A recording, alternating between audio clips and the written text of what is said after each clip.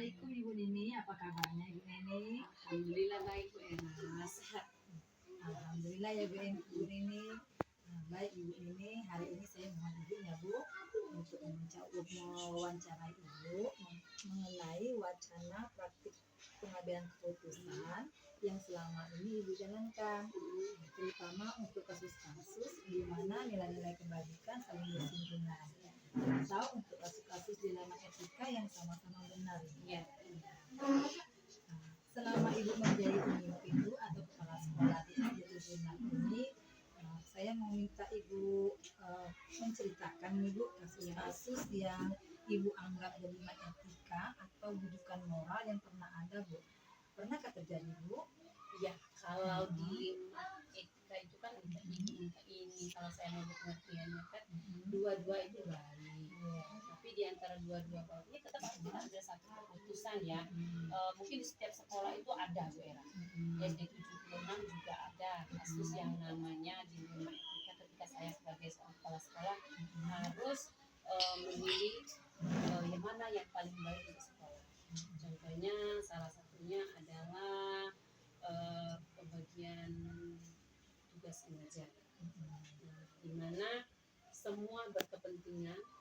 Ada yang memang gurunya jenjang pendidikannya itu dia tidak melanjutkan jadi dia masih dua, sedangkan guru ini dia sudah satu tapi dia masih nol. Jadi kan antara kita memikirkan ini dia sudah PNS tapi dia ada dua dan memang disiplinnya tidak kurang, sedangkan guru ini mereka sudah satu. Jadi saya harus memilih yang mana.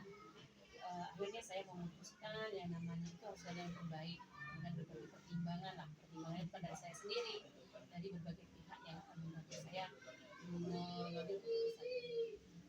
Itu contoh salah satu tim yang ada di sekolah supaya keputusan kita ini errornya sedikit errornya tapi manfaatnya banyak untuk orang lain, dan kalau bisa ya semuanya merasa nyaman dengan keputusan yang kita ambil. Baik Bu, selama ini Bu, apakah Ibu menemui tantangannya Bu dalam mengambil keputusan itu Bu? Bisakah Ibu menceritakan Bu tantangan apa saja Bu dalam mengambil keputusan pada kasus yang dilema yang dialami di sekolah? Ya, Bu, tentu saja ada tantangannya. Tantangannya itu kalau saya memberikan kesempatan ini bapaknya tidak berubah, berarti apa yang saya berikan kesempatan tadi tidak berhasil. Makanya saya akhirnya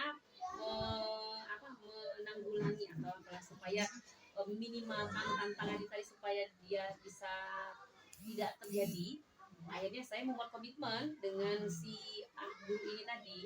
Saya membuat komitmen tersendiri dengan bapak ini bahwa bapak saya berikan kesempatan, bukan saya semuanya diberikan kesempatan. Kami sudah berembuk rapat hasilnya seperti ini, tapi bapak juga harus komitmen. Bapak harus menjalankan tugas dan tanggung jawab dengan penuh tanggung jawab. Nah, jika bapak pun memang masih berulang seperti dulu lagi tidak melaksanakan tugas, ya bapak harus konsekuensi menyerahkan kelas ini tadi kepada pihak sekolah sehingga bapak bisa mengambil keputusan yang membuat komitmen intinya dengan yang bermasalah. Apakah Ibu memiliki atau katakanlah jadwal semacam jadwal Ibu dalam Ibu menyelesaikan kasus dilema? Apakah Ibu langsung menyelesaikannya di tempat atau Ibu membuat jadwal untuk menyelesaikannya dalam bentuk apa Bu, bentuk atau prosedur seperti apa yang Ibu jalankan Bu? Yang pastinya Bu Era, saya tidak mengambil keputusan ketika mengetahui ada masalah dilema itu. Pada saat itu juga saya mengambil keputusan karena sudah pasti keputusan kita tuh masih di banyaknya dengan emosi, tidak dengan dianalisis dengan kepala dingin. Makanya mengambil keputusan tidak pada saat itu juga. Tapi tentu saja ada prosedurnya sama seperti tadi.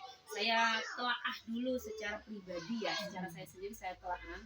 Kemudian saya meminta informasinya dengan si orang yang bersangkutan, dengan orang-orang yang di sekitar, terutama tim di sekolah ya, kurikulumnya, kemudian wakil-wakil seperti sarana prasarana dan guru-guru yang memang sudah memiliki pengalaman. Setelah itu baru kita memutuskan berdasarkan kesepakatan bersama tadi dalam tempat ini. Oh ini ya keputusannya. Mudah-mudahan dengan begitu kan banyak pertimbangan apa yang kita putuskan tadi dengan dilema ini, keputusan kita ambil tadi yang terbaik. Ini kita selesaikan dengan kepala dingin. Iya, dengan kepala dingin, jangan jangan terburu-buru. Ya, jangan terburu-buru, ada masalah langsung kita ambil keputusan ini seperti ini ya, bilang kalau seperti itu nanti akhirnya keputusan terburu-buru itu hasilnya nggak baik. Kemudian membantu ibu dalam mengambil keputusan itu bu. Nah, jika ada siapa bu orangnya bu atau faktor-faktor apa yang selama ini memudahkan ibu untuk mengambil keputusan? Eh, pasti ada. Yang pertama tentu saja para wakil kepala sekolah, kemudian ada guru-guru senior di sini yang menjadi pertimbangan saya juga dalam keputusan. Jadi ketika keputusan ini berhubungan dengan sekolah, tapi ketika berhubungan dengan anak juga saya minta pendapat dengan wali murid. Iya. Wali kelas ya tentu saja wali kelas karena sudah guru tadi yang wali kelas. Ya wali murid. Kan di 5 ITS kan suatu contohnya, banyak yang lainnya juga berhubungan dengan sistem. Ibu ini yang terakhir nih bu. Nah, menurut ibu ini dari semua hal yang telah ibu sampaikan, pembelajaran apa yang bisa ibu petik bu dari pengalaman mengambil keputusan dilema etika bu? Iya. Jadi dari wawancara kita ini banyak hal sih. Mungkin ini pengalaman juga ya. Pembelajaran yang bisa kita ambil bahwa dalam mengambil sebuah keputusan ini kita harus memikirkan masa ini.